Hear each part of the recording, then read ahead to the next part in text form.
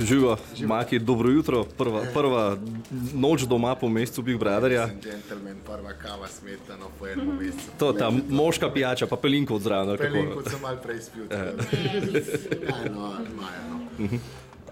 Maja pravi, da si bil v bajti drugačen, kot si sicer. Zakaj? Kaj se je zgodilo?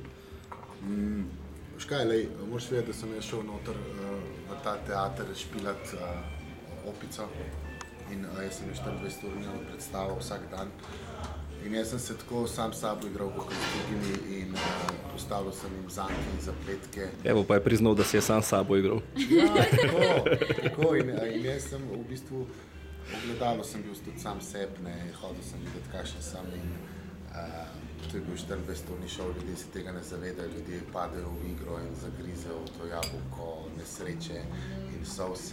Jaz sem rekel, da je to v bistvu nek umeten svet, v katerem sem želel obdržati nekaj naravnega, se pravi ta naraven zvok opice, ki je ne. In hotel sem pač ljudem prikazati, da je to igra in da je Big Brother šel velika igra, v kateri smo naprti v umetnost svet, kjer nas kamera nadzira 24 ur.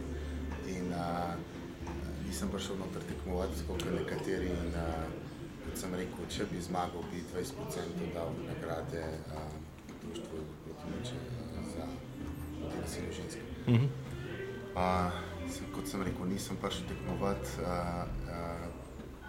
dokler bi prišel, to bi tudi moj namen, tudi konc koncev bila moja majčika, ki je na koncu rekla odločilno besedo, da grem noter, jaz sem koleba, šel v me, ona je rekla pejt noter, boš videl, čez kaj si mogla jaz, in zdaj res vem, čez kaj šla. Pa se je kaj prijel, ker ta zgodba je bila ta, da po kmetiji nisi razumel nekaterih zgodb z Goranom najbolje, pa imam občutek, da še vedno ne vem, če razumeš, ali je to igra.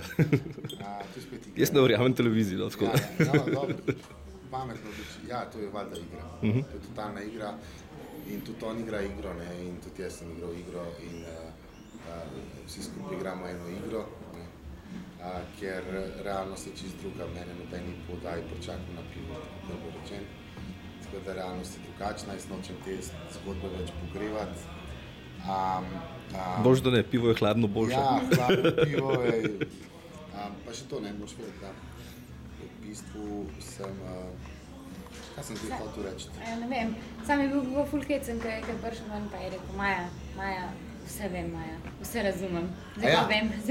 Ja, sorry, to sem hotel reči, da v bistvu, to je bil moj namen. Jaz sem končno dojel, ne, in verjamem v svoje predstave, ki sem jih sicer že prej imel, ampak hotel sem potrditi to dobiti čakalec gledalec, ne. Čakalec gledalec je ta, ki zunaj čaka na nek vlak, da se vrne, da pride tisti 9., 8., 7., 6. teden ljubljena oseba nazaj. To sem jaz že doživel, zdaj je doživela to Maja, ne? Ampak v obratni vlogi sem bil akter, ona gledalka. In kot akter sem se itak naučil to, da če moraš iti interes malenkostno potegne noter igrati.